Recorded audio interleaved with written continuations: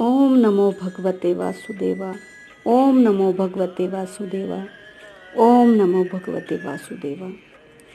आज हम मोहिनी एकादशी, जो कि वैशाख शुक्ल एकादशी है, इस व्रत की कथा सुनेंगे। आरंभ करते हैं आज की कथा। धर्मराज युधिष्ठिर कहने लगे कि हे श्री कृष्ण जी, वैशाख मास के शुक्ल पक्ष की एकादशी का क्या नाम है तथा इसकी क्या विधि है? आप कथा सहित विस्तार पूर्वक कहिए। श्री कृष्ण भगवान कहने लगे कि हे धर्म नंदन, मैं आपसे एक कथा कहता हूँ जो ऋषि वशिष्ठ जी ने रामचंद्र जी को सुनाई थी। एक समय श्री रामचंद्र जी बोले, हे गुरुदेव, कोई ऐसा व्रत बताइए जिससे समस्त पाप और दुख नष्ट हो जाएं।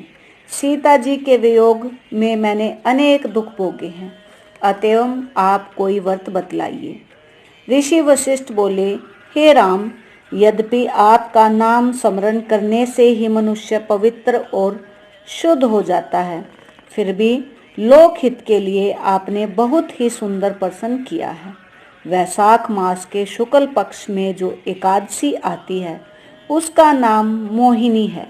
इस एकादशी का व्रत करने से मनुष्य के पाप तथा दुख दूर होकर मोह जाल से मुक्त हो जाता है।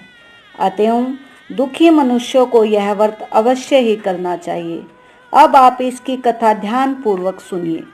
सरस्वती नदी के किनारे भद्रावती नगरी में गिर्तमान नाम का चंद्रवंशी राजा राज्य करता था। इसी नगरी में धन धान्य से परिपूर्ण धनपाल नाम का एक वैश्य भी रहता था, जो अत्यंत धर्मात्मा एवं विष्णु भगत था। उसने नगर में अनेक भोजनालय, प्याऊ, कुआं, तालाब तथा धर्मशाला आदि बनवाए। सड़कों के किनारे आम, जामुन, नीम आदि के अनेक वृक्ष लगवाए। उस वैश्य ने सुमना, सुबुद्धि, मेघावी, सुकीर्ति और धृष्ट बुद्धि नामक 5 पुत्र थे। इनमें धृष्ट बुद्धि महापापी था। वह देवता था तथा पितृ आदि को भी नहीं मानता था तथा वैश्य और दुराचारी मनुष्यों की संगति में रहकर जुआ खेलता, दूसरों की स्त्रियों के साथ भोग विलास करता तथा मांस मदिरा का सेवन करता था। इस प्रकार अनेक कुकर्मों में फंसकर वह अपने पिता के धन को नष्ट करता था। इन्हीं कारणों से उसके पिता, भाइयों तथा कुटुंबियों ने उसको घर से निकाल दिया और उसकी निंदा करने लगे। घर से निकाल देने के बाद सब धन नष्ट हो जाने पर वैश्याओं तथा दुष्ट संगी साथियों ने भी उसका साथ छोड़ दिया। अब वह भूख और प्यास से अत्यंत दुखी रहने लगा। तब उसने रात्रि के समय चोरी करना आरंभ कर दिया। एक दिन वह पकड़ा गया, परंतु राज्य कर्मचारियों ने उसको वैश्य का पुत्र जानकर छोड़ दिया। जब दूसरी बार पकड़ा गया तो उन्होंने राजा के सामने उपस्थित कर दिया। राजा ने उसे दंडित कर कारागार में बंद कर दिया। कारागार में राजा ने उसको बहुत दुख दिया और कहा कि तू मेरी नगरी से निकल जा। वह नगरी से निकलकर वन में चला गया और वन में धनुष बाण से पशु पक्षियों को मार कर खाने लगा। एक दिन वह पापी भूख से दुखित होकर खाने की खोज में कौटिल्य ऋषि के आश्रम पर जा पहुंचा। वैशाख का महीना था। उस समय कौटिल्य ऋषि गंगा स्नान करके आ रहे थे।